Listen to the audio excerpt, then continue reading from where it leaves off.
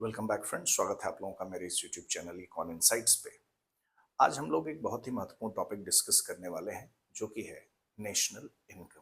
तो आइए देखते हैं नेशनल इनकम क्या है।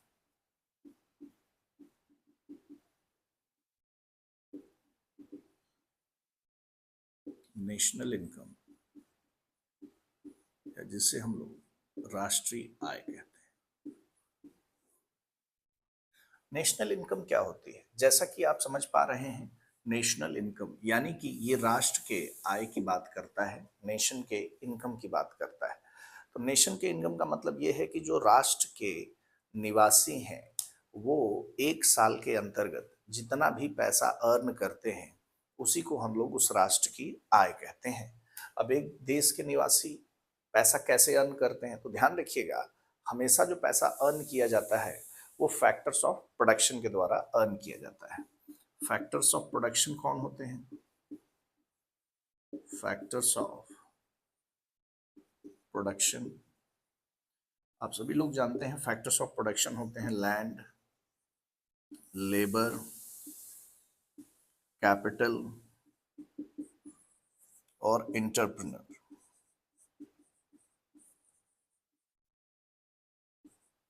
लैंड पर जो अर्निंग होती है वो रेंट के रूप में होती है। लेबर को वेजेस या सैलरी मिलते हैं। कैपिटल का इंटरेस्ट मिलता है और एंटरप्रेन्योर को प्रॉफिट चाहिए होता है। मतलब ये जो है आपकी भूमि है, श्रम है, पूंजी है और उद्यमी है। ये जो पैसा कमा रहे हैं ये किराया, भत्ता, ब्याज या लाभ के रूप में कमा रहे हैं। ठीक है, तो ये जो पैसा है इसी रेंट, वेजेज, इंटरेस्ट और प्रॉफिट, इसी का जो सम टोटल होता है, इसी का जो योग होता है, सम टोटल, योगफल, सम टोटल, इसी को हम लोग क्या नाम देते हैं? नेशनल इनकम या राष्ट्रीय आय नाम दिया जाता है।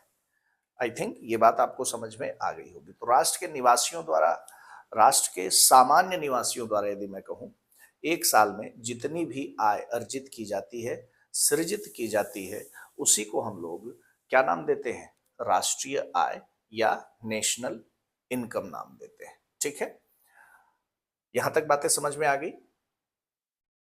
अलग अलग जगहों पे आपने अलग अलग डेफिनेशन पढ़ी होगी नेशनल इनकम की। जैसे नेशनल इनकम को आपने ये भी पढ़ा होगा कि it is the final value of all goods and services produced with in the territory of a country या इन एन इकोनॉमी। ऐसे लिखा रहता है, it is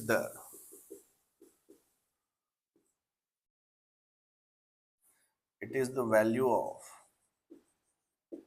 all final goods and services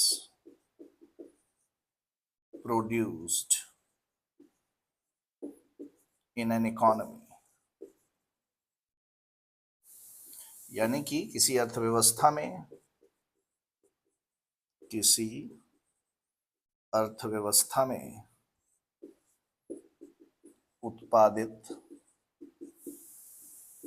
सभी अंतिम वस्तु और सेवाओं का मूल्य जो है, वस्तु और सेवाओं का मूल्य राष्ट्रीय आय कहलाता है। ऐसा भी है।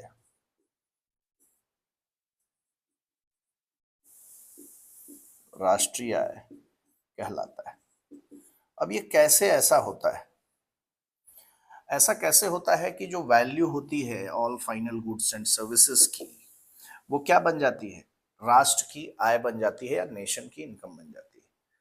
यदि ये परिभाषा सही है तो इसका अर्थ जरूर है कि राष्ट्र की आय और वस्तु और सेवाओं के मूल्य में कोई न कोई संबंध जरूर होगा। तो उस संबंध को भी हम लोग देख लेते हैं। यहां तक चीजें समझ में आ गई हैं?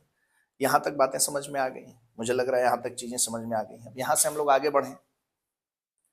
ध्यान रखिएगा, ये तो है factors of production, land, labour, capital, entrepreneur, और इन्हें इन पर ये जो खर्चा आता है इसे फैक्टर कॉस्ट कहा जाता है, ये भी ध्यान रखें। तो ये एंटरप्रेन्योर या प्रोड्यूसर के पॉइंट ऑफ व्यू से है, ये सारे काम उसको करने हैं और इस पर जो खर्चा आएगा वो फैक्टर कॉस्ट है। अब जाहिर सी बात है ये कॉस्ट आ रही है एंटरप्रेन्योर को या प्रोड्यूसर को, बट ये किसी की इनकम भी तो है, जिसे प्राप्त होगा उसकी आय भी तो है। तो एक राष्ट्र में ये सब कुछ होता है और इनसे जो पैसा मिलता है, ये लैंड है, लेबर है, कैपिटल, एंटरप्रेन्योर, ये सब जो पैसा अर्न करते हैं, इसी को हम लोग नेशनल इनकम या राष्ट्रीय आय कहते हैं। ठीक है, ध्यान रखिएगा, राष्ट्रीय आय में जो वर्ड यूज किया जाता है वो वर्ड यूज किया जाता है नॉर्मल रेसिडेंट, यानी देश के सामान्य निवासियों द्वारा जो आय अर्जित की जाती है साल भर में, उसी को हम लोग राष्ट्रीय आय कहते हैं। हम देश के सामान्य निवासियों द्वारा अर्जित आय इन रूपों में होती है, रेंट, वेजेस, इंटरेस्ट, प्रॉफिट, इस रूप में होती है। ठीक है, तो ये सामान्य निवासी कौन है उसको मैं क्लियर कर दूं। जो ये नॉर्मल रेसिडेंट है वो कौन होते हैं उसको भी मैं क्लियर कर देता हूं अभी यहीं पे।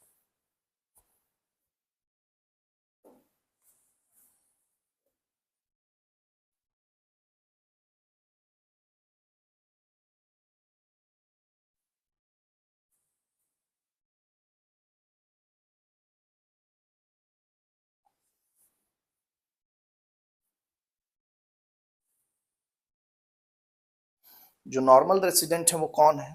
तो अगर हम लोग नॉर्मल रेसिडेंट की बात करें, सामान्य निवासियों की बात करें,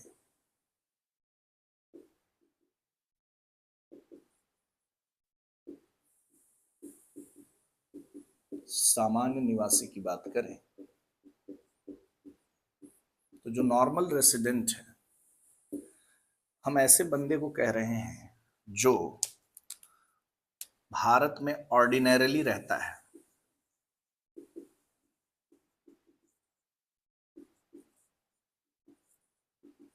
रिसाइडिंग इन इंडिया, और जिसका इकोनॉमिक इंटरेस्ट जो है वो भी इंडिया में ही है।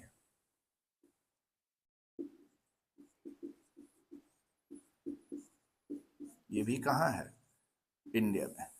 तो वो ऑर्डिनरली यानी थोड़े समय के लिए, कुछ समय के लिए भारत में रहता है, और जिसका आर्थिक हित, इकोनॉमिक इंटरेस्ट कहाँ लाई करता है? इंडिया में लाई करता है।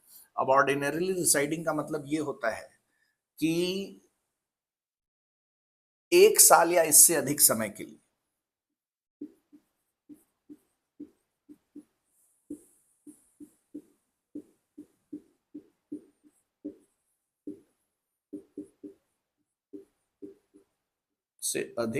के लिए, यानी residing in India for 1 or more years, 1 वर्ष या इससे अधिक समय के लिए रहता है। या ऐसे लिख लें, residing in India for 1 year or more।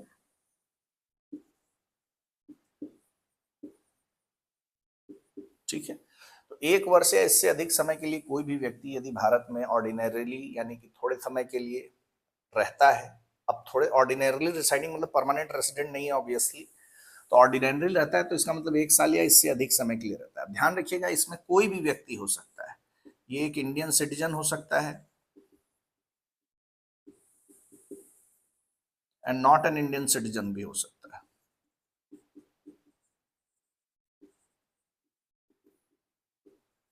यानी कि फॉरेनर भी हो सकता है। ठीक है, कोई बाहरी व्यक्ति भी ऑर्डिनरली रिसाइड कर सकता है इंडिया में। ठीक है, तो जब हम बात करते हैं कि राष्ट्रीय आय, भारत की राष्ट्रीय आय, राष्ट्र के सामान्य निवासियों की आय है, तो उसमें भारतीय भी शामिल हैं और वो लोग भी शामिल हैं जो बाहर से आकर के भारत में रह रहे हैं 1 वर्ष या इससे अधिक समय के लिए, वो दोनों लोग इसमें शामिल होते हैं। ठीक है, अब इकोनॉमिक इंटरेस्ट इंडिया में है, इसका क्या मतलब है? इसका मतलब ये है कि वो रोजगार यहाँ कर रहा हो सकता है, मे बी यहाँ एम्प्लॉयड हो। ठीक है, इसके अलावा वो यहाँ पर कोई प्रोडक्शन करता हो, कंजम्पशन करता हो, इन्वेस्टमेंट करता हो, ऐसा काम अगर वो कर रहा है, वो यहाँ पर नौकरी में है, कोई उत्पादन का काम कर रहा है, प्रोडक्शन कर रहा है, उपभोग कर रहा है ना, इन्वेस्टमेंट कर रहा है, निवेश कर रहा है, ये सब उसके इकोनॉमिक इंटरेस्ट को बताते हैं कि वो जो व्यक्ति है उसका जो इकोनॉमिक इंटरेस्ट है वो कहां पर है, इंडिया में है। तो नॉर्मल रेसिडेंट एक ऐसा ही व्यक्ति है, इंडियन भी हो सकता है, बाहरी भी हो सकता है, जरूरी नहीं है कि इंडियन सिटीजन ही हो, बाहर का व्यक्ति भी हो सकता है, ध्यान रखिएगा। एम्बेसी में काम करने वाले लोग नहीं होते नॉर्मल रेसिडेंट। इंडियन एम्बेसी जो कि बाहर है, वहां पर जो लोग इंडियंस काम कर रहे हैं वो नॉर्मल रेसिडेंट की कैटेगरी में आते हैं। इंडिया में कोई एम्बेसी है, वहां पर कोई बाहर का बंदा काम कर रहा है, वो नॉर्मल रेसिडेंट की कैटेगरी में नहीं आता। कोई बाहर यानी कोई फॉरेनर इंडिया में मेडिकल ट्रीटमेंट के लिए आया है, पढ़ाई लिखाई के लिए आया है, ऐसा व्यक्ति नॉर्मल रेसिडेंट नहीं कहलाएगा। नॉर्मल रेसिडेंट कहलाने के लिए ये दो कंडीशन फुलफिल होना जरूरी है। ऑर्डिनरली रिसाइड करता हो इंडिया में 1 वर्ष या इससे अधिक समय के लिए, उसका जो आर्थिक हित है वो इंडिया में हो, ठीक है। आर्थिक हित बोलने का मतलब उसका एम्प्लॉयमेंट, प्रोडक्शन, कंजम्पशन, इन्वेस्टमेंट उसके इनकम के कंपैरिजन में काफी सिग्निफिकेंट पोर्शन में यहां पर होना चाहिए। जो भी उसका इनकम हो उसके कंपैरिजन में सिग्निफिकेंटली वो यहाँ पे प्रोडक्शन, कंजम्पशन, इन्वेस्टमेंट वगैरह करता हो, तो ऐसा व्यक्ति नॉर्मल रेसिडेंट कहलाता है, ठीक है। यहां तक बातें समझ में आ गई। अब आगे चलते हैं।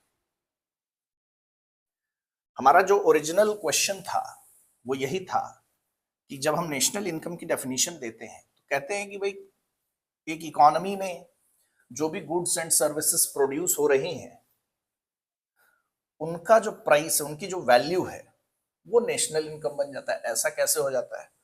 तो मैंने बताया कि डेफिनेटली ऐसा कुछ जरूर होगा जो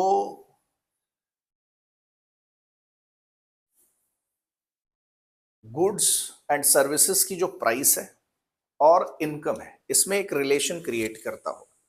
तो ध्यान दीजिए, यहां पे एक, यहां पे हाउस होल्ड्स हैं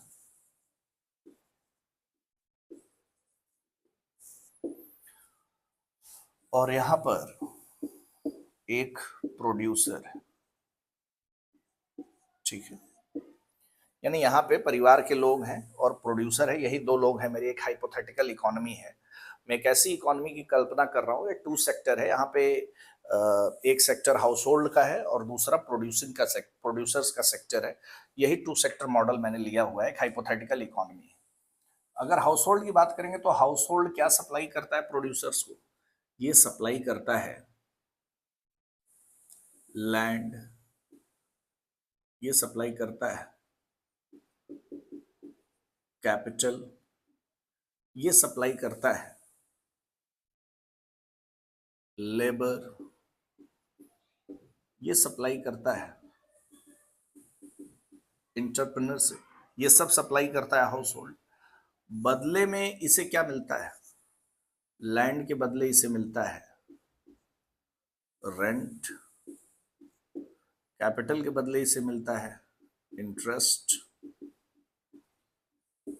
लेबर के बदले इसे मिलता है वेजेस या सैलरी, और एंटरप्रेन्योर को क्या मिलता है? प्रॉफिट, ठीक। इन रिटर्न अब इस पैसे से, जो कि पैसा इस हाउस होल्ड को मिल रहा है, इस पैसे को वो खर्च करता है। खर्च करेगा, किन रूपों में खर्च करता है? कंजम्पशन में खर्च करता है,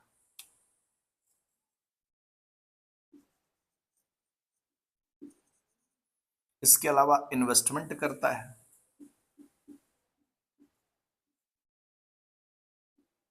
इसके अलावा गवर्नमेंट एक्सपेंडिचर भी होता है इसमें, ठीक। ये सब कुछ होता है, ये सारे खर्चे होते हैं। और जब ये खर्चा होता है, जब ये खर्चा होता है तो in return goods and services दिए जाते हैं किन्हें? हाउस होल्ड को। प्रोड्यूसर देता है हाउस होल्ड को। इन जनरल आप देखेंगे सामान्य रूप से हमारी इकोनॉमी में दो ही लोग तो होते हैं, एक वो लोग जो वस्तु और सेवाओं का उपभोग करते हैं और एक वो लोग जो वस्तु और सेवाओं को उत्पादित करते हैं, प्रोड्यूस करते हैं। तो प्रोड्यूसर और कंज्यूमर, यही दो वर्ग हमें देखने को मिलता है, हमने वही दो लिया है। यहाँ पे 3 बातें हमने एज्यूम की हुई हैं। हमारा जो एजम्पशन है, हमारे एजम्पशन में यहाँ गवर्नमेंट एक्सपेंडिचर की जगह अदर एक्सपेंडिचर्स लिख दे रहा हूं मैं।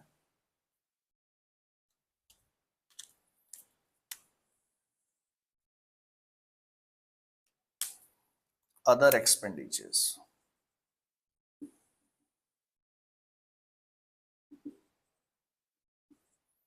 हमारे कुछ एजम्पशन है। एजम्पशन क्या क्या है? पहला एजम्पशन है देयर इज नो सेविंग्स, कोई बचत नहीं है। मॉडल थोड़ा सा आसान हो जाए। There is no external trade,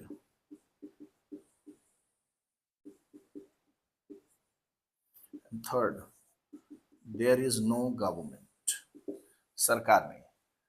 हमारे इन तीनों एजम्पशन पर मेरा ये टू सेक्टर मॉडल बेस्ड है। बंदा यहाँ काम करता है, बदले में उसे पैसा मिलता है, उस पैसे को वो खर्च करता है, और खर्च करता है तो उसे वस्तु और सेवाएं मिलती है। अब आपको इस इकोनॉमी में अगर निकालना हो कितनी इनकम जनरेट हुई है, तो जाहिर सी बात है आप इसे सम अप कर सकते हैं। आप अगर इसे सम अप नहीं कर पा रहे हैं, इसे सम अप कर सकते हैं, ठीक। और इसे सम अप नहीं कर पा रहे हैं तो गुड्स एंड सर्विसेज की वैल्यू सम अप कर सकते हैं। अब इसे समझे जरा सा। हाइपोथेटिकली होता यह है कि अगर इस हाउस होल्ड सेक्टर ने यहां काम किया और बदले में इसे इन रिटर्न 100 रुपीज मिले, तो अगर ये सेविंग नहीं करेगा तो खर्चा भी कितने का करेगा? 100 का करेगा, ठीक है। और अगर जब ये खर्च 100 रुपीज का करेगा तो प्रोड्यूसर इसे किस वैल्यू के गुड्स एंड सर्विसेज प्रोवाइड कराएगा? 100 रुपीज की ही कराएगा। तो गवर्नमेंट नहीं है तो ना तो टैक्स लग रहा है ना सब्सिडी लग रहा है। एक्सटर्नल ट्रेड नहीं है तो प्रोड्यूसर अपना प्रोडक्ट बाहर नहीं बेच सकता। सेविंग्स नहीं है, इसका मतलब हाउस होल्ड के पास जो भी पैसा आएगा वो सारा का सारा क्या किया जाएगा? खर्च किया जाएगा। अब प्रोड्यूसर अगर एक ही है तो पूरा का पूरा हाउस होल्ड का पैसा किसके पास जाएगा? इन प्रोड्यूसर्स के पास जाएगा। तो यहीं से, इसी एग्जाम्पल से हमारे पास मैथड्स निकल करके चले आते हैं, methods of measuring national income. और अगर उसकी बात हम लोग करें,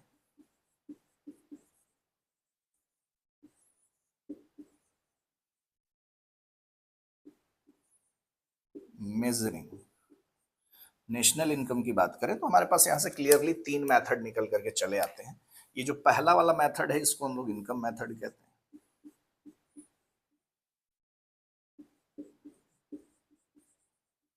राष्ट्रीय आय मापने की विधियां, आय विधि है। सेकंड जो है एक्सपेंडिचर मेथड, एक्सपेंडिचर मेथड, या जिसे हम लोग व्यय विधि कह रहे हैं। और जो तीसरा है वो है वैल्यू एडेड, या इसी को प्रोडक्ट मेथड भी कहा जाता है। से उत्पाद विधि या मूल्य वर्धित विधि, इधर लिख दे रहा हूं।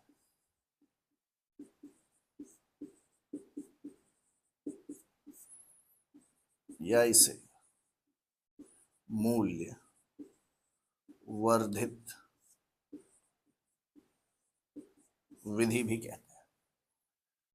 तो इनकम मेथड ये है, एक्सपेंडिचर मेथड ये है, यहाँ पे कंजम्पशन इन्वेस्टमेंट ये सब किया जा रहा है, खर्चे ही तो किया जा रहा है। और प्रोडक्ट मेथड हमारा लास्ट वाला है। इन तीनों से हमें नेशनल इनकम मिलेगा, क्योंकि हम थ्योरेटिकली देख चुके हैं जो इनकम होती है ये बराबर होती है किसके? एक्सपेंडिचर के। और जो एक्सपेंडिचर होता है ये बराबर होता है किसके? प्रोडक्ट के, वैल्यू ऑफ प्रोडक्ट।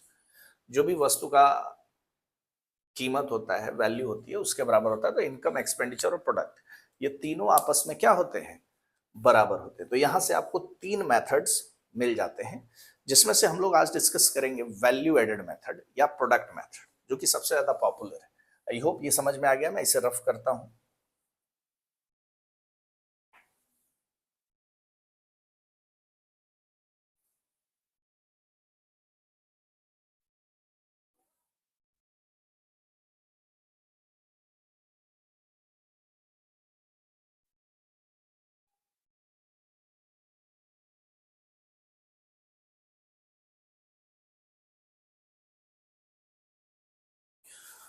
तो जो प्रोडक्ट मेथड है, प्रोडक्ट मेथड, या इसी को हम लोग वैल्यू एडेड मेथड भी कहते हैं, ठीक है। प्रोडक्ट मेथड और वैल्यू एडेड मेथड से जो नेशनल इनकम निकाले जाते हैं, अलग अलग वेरिएंट्स हैं उसके। जीडीपी है, एनडीपी है, जीएनपी है और NNP. GDP stand for gross domestic product, सकल घरेलू उत्पाद, सभी ने सुना होगा। NDP stand for net domestic product.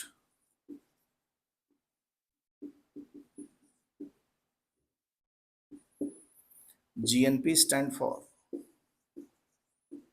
Gross national product, सकल राष्ट्रीय उत्पाद। NNP stand for net